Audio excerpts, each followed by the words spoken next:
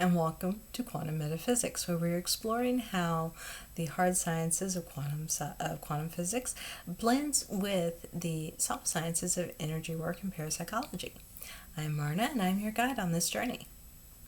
So the main reason most people find this channel is because you're interested in manifesting things into your life. You want to use the law of attraction or the prosperity gospel or any of the numerous other manifestation techniques out there. And that's okay. I mean, that's what brought a lot of people into this. That certainly is what got me into exploring this aspect of the arm of being a psychic. So, if you've watched the previous video, then you understand why energy practices work. We've talked about the quantum physics, how quantum particles affect physical reality, and we've talked about how perceived reality determines what is going on around us. So now let's take a look at the how. How do we do this? Break this down into simple steps. And in its most basic form, all energy work is done in 4 steps. And this applies to manifestation, this applies to energy healing, this applies to any form of energy work, which also includes spell work, prayer, and a number of other ways of trying to change the physical reality through energetic practices. So the 4 basic steps are: define your goal, focus your will, set the energy into motion, and then allow the work to happen. And it really is that simple.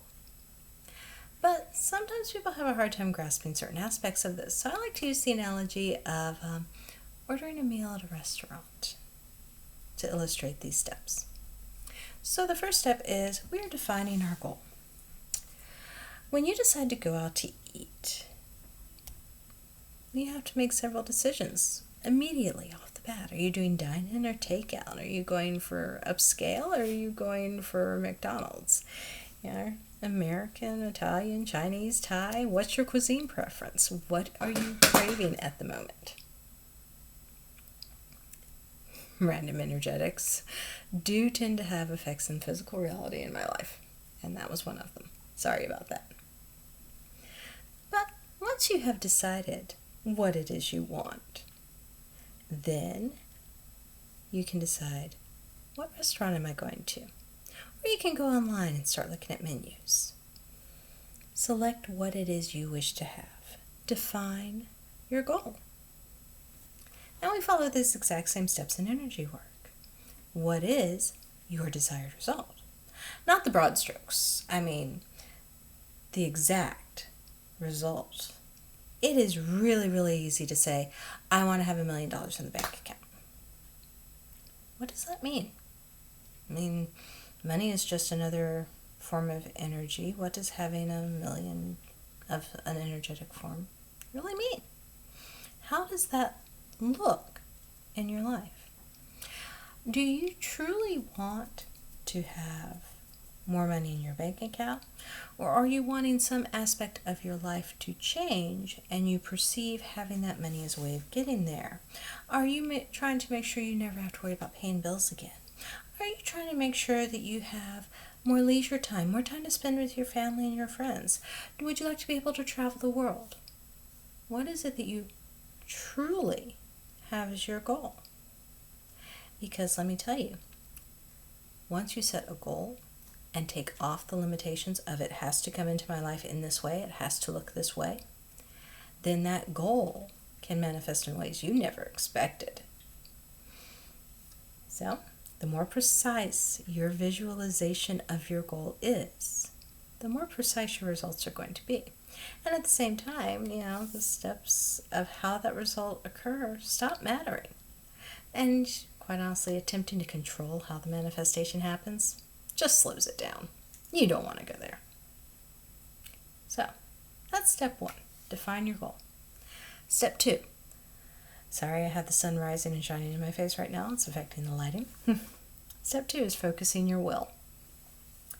Now that you've chosen what you want from the menu of life, the next step is to determine the shape of the request. You have to go to the point where you can make your request. You have to be physically talking to the server, right? On the phone, online, in some way, you have to be communicating your request out. You frame what you're going to say. You put thought into, okay, I'm going to order a double number 3 with no onions and extra carrots. That is framing your will. You make the decision to physically open your mouth, produce the phonemes, the sounds that are conveying this information. Now, while this is something most of us don't think about at all when we're ordering food, it's a crucial part of energy work, and it is something you must be aware of for your energy work to be successful. You have to focus on your desire. You have to put forth the effort of bringing it into your physical reality. Again, this is not the time to sit on your sofa and wait for $1 million to drop in your lap. You must focus your will on achieving your desired result. Then you put in the work to enable that desired result to come to you. So if you're attempting to bring a person into your life, which a lot of us do, are we making room for them? Is there space in your closet for them to hang their clothes? Is there time and space in your life for you to be with them? If there isn't, then what is it you're really energetically bringing in? So, that's step 2. Step 3 is putting the energy out there. You've decided what we want. You've done what we need to do to focus our will. We've talked to the server. Now we have to place our order. You tell the server exactly what it is you want. And this is not a time to be vague. If you don't want onions, say you don't want onions. If you want double meat, say you want double meat. Be specific about exactly what you want delivered on the plate of life. And how we place our request to the universe largely varies depending on how we view the universal consciousness and divine source working in our life. One of the most common ways of putting this out is through prayer. Praying to the deity of your choice is releasing that energy into the universe with a good helping a focused will behind it, because many people sit there and put a lot of thought into the prayers that they're doing. Other people use physical tools to combine your focus and your release, such as burning a candle with an oil on it, or chanting a mantra or an affirmation. The method of delivery of the energy into the universe is only important because it impacts how you view it working. This is determined by your individual belief and faith system. But let me tell you, lack of belief will prevent the focus you need to control your energy work. You cannot place your order with the waiter if you're sitting there telling the waiter that existentially he doesn't exist. One of the hardest aspects of energy work is letting go of control. Once we place our order, do we go running through the restaurant to chase the server down to change it 15 times and give extra instructions? Do we sit there and say, I need my chicken breast to be exactly 160 degrees on the inside, don't let it be more than 5 degrees above or below that? That would be a bit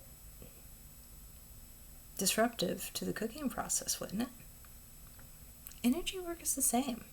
Once your will has been focused, once the desire has been put out to the universe, you gotta let it go. And that brings us to step 4, allowing the work. To allow the work to happen is to get out of the way. Let the energy bring the physical results into alignment with your desired goal. The server is taking our order, the cook is working on it in the kitchen. Do we run back into the kitchen and tell the cook what to do? Or do we trust that the kitchen staff, who we cannot see and do not know, has the training and the knowledge and the experience to create the dish that we requested without us needing to micromanage every little step? Do you really need to go back there and tell the sous chef how to chop the onions? Once you've put your energy out, the energy works in ways we don't see to bring about our desired results. The philosopher Neville Goddard, who did a lot of law of attraction work back in the early 1900s, referred to this as the bridge of incidents. It's a series of events that must take place to allow the desired result to be present in our physical reality. We will not see or even be aware of most of these events. They take place outside the sphere of our perception, but that doesn't mean they don't happen. If all the events needed to bring about our desired result were ones that we could easily see and control, we'd be acting in the physical world instead of using energy work, because really, it's a lot easier for our little brains to take that in. So, but this is the time when a lot of people undermine their own intentions. They blow up their own manifestation.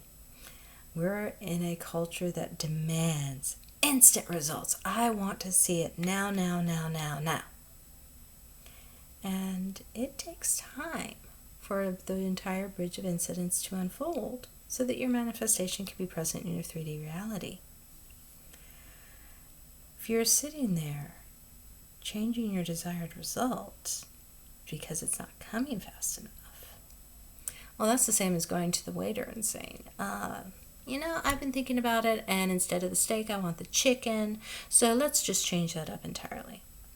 The chef then has to throw out everything that's been done and start from scratch preparing something new. All that does is delay the reality of what we see. All it does is slow down the manifestation into our physical reality. So there's your basics of manifestation. I apologize for the sun glare. There's not much I can do about a window. Thank you for joining me with Quantum Metaphysics, and I hope you enjoy the ride.